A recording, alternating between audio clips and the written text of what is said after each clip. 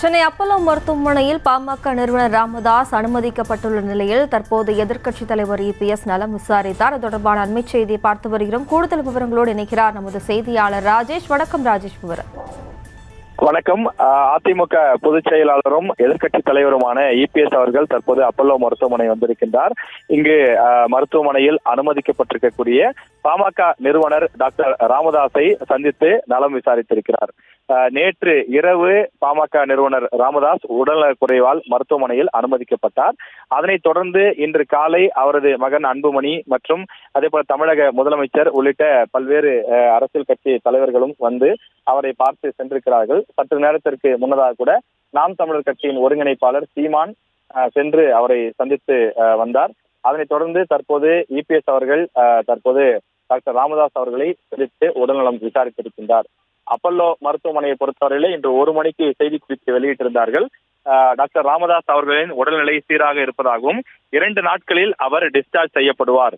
தொடர்ந்து மருத்துவர்கள் கண்காணிப்பில் அவருக்கு 2 நாட்கள் ஓய்வு தேவைப்படுகின்றது. ஆஞ்சியோகிராம் சோதனை செய்து பார்த்ததில் அவரது இதய துடிப்பு சீராக இருப்பது தெரிய வந்திருக்கிறது.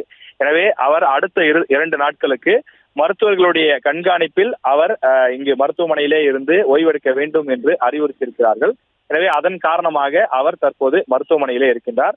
டாக்டர் ராமதாஸ் அவர்களை பொறுத்தவரையிலே 2013 அவருக்கு பைபாஸ் சர்ஜரி செய்யப்பட்டது.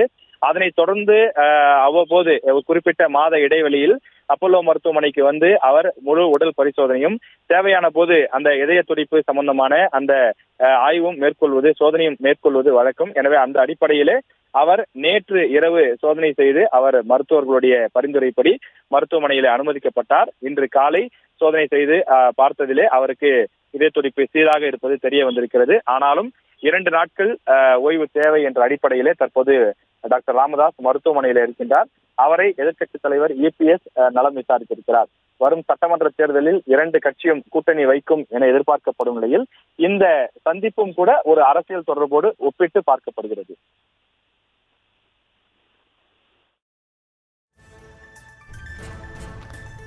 விவரங்களுக்கு நன்றி ராஜேஷ்.